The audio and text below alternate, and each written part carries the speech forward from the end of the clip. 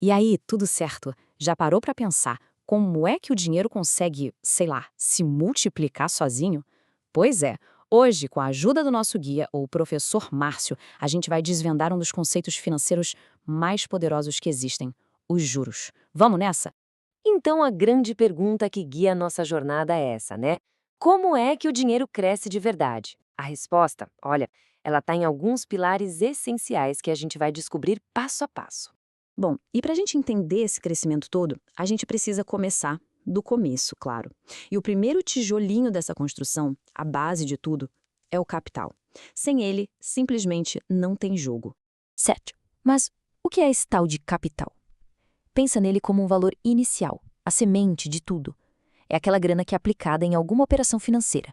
É bem provável que apareçam outros nomes por aí, tipo principal, valor presente, mas no fundo é tudo a mesma coisa, o ponto de partida. Ok, então a gente já tem o nosso ponto de partida, o capital. Mas ele não vai crescer sozinho, né? Ele precisa de um motor. E que motor é esse? São os juros. E é agora que a conversa começa a ficar boa de verdade. Essa frase aqui, olha só, mata a charada. Pensa assim, o juro é como se fosse um aluguel que se paga por usar o dinheiro de alguém. Simples assim.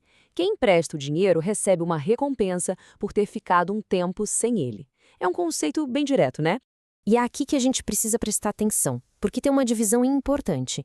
Existem basicamente duas maneiras de calcular essa remuneração: os juros simples e os juros compostos. No juros simples, o cálculo é sempre em cima do valor inicial. Já nos compostos, aí é que a mágica acontece, porque os juros que se ganha também começam a render juros. É juro sobre juro. Vamos dar uma olhada primeiro no jeito mais direto, digamos assim. Os juros simples. O nome já entrega tudo, né? O crescimento é linear, constante, bem fácil de prever. A fórmula para calcular isso é bem tranquila. Olha só. J é igual a P vezes I vezes N. Calma, vamos traduzir. Os juros, que é o J, são o resultado do capital principal, o P, multiplicado pela taxa, o I, e pelo tempo, que é o N. É uma conta de multiplicar bem simples, como a gente vai ver agora. Vamos para um exemplo prático que fica mais fácil.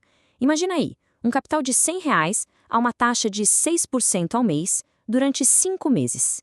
Jogando na fórmula, fica assim: 100, que é o capital, vezes 0,06, que é a taxa, vezes 5, que é o tempo. O resultado, R$ 30 de juros. Viu só? Reto, direto, sem surpresas. Beleza, juros simples entendido. Agora, vamos falar do que muita gente chama de a oitava maravilha do mundo, o verdadeiro superpoder das finanças, os juros compostos. É aqui que a gente vê o dinheiro começar a trabalhar de verdade. E a palavra mágica aqui é capitalização. O que é isso? É o seguinte: os juros que renderam em um período são somados ao capital inicial. E aí, no próximo período, os novos juros vão ser calculados em cima desse valor maior. É uma bola de neve. A fórmula dos juros compostos pode até assustar um pouco à primeira vista, mas a lógica por trás dela é muito poderosa.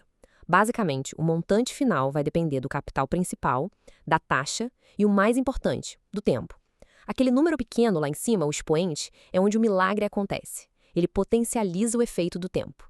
Pensa de novo naqueles R$ 100. No primeiro mês, renderia R$ 6. Só que no segundo mês, os juros não seriam mais sobre 100, e sim sobre 106.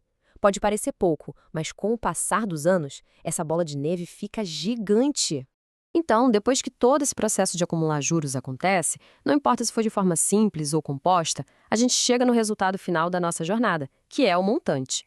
E no fim das contas, a lógica é super simples. O montante nada mais é do que o capital inicial, o principal, mais todos os juros que ele rendeu nesse tempo. É o valor total que se tem no final da operação. E isso aqui resume a lição mais importante de todas. Guarde isso. Juros simples têm um crescimento linear, tipo uma linha reta. Já os juros compostos, o crescimento é exponencial, uma curva que vai ficando cada vez mais inclinada com o tempo. A longo prazo, a diferença entre os dois é absurda, é gigantesca.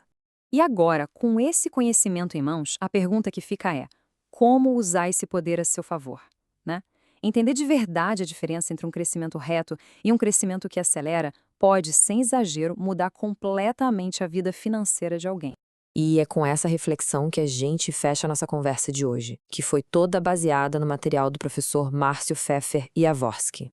A gente espera de verdade que esses conceitos ajudem a iluminar o caminho financeiro de todo mundo. Um abraço e até a próxima!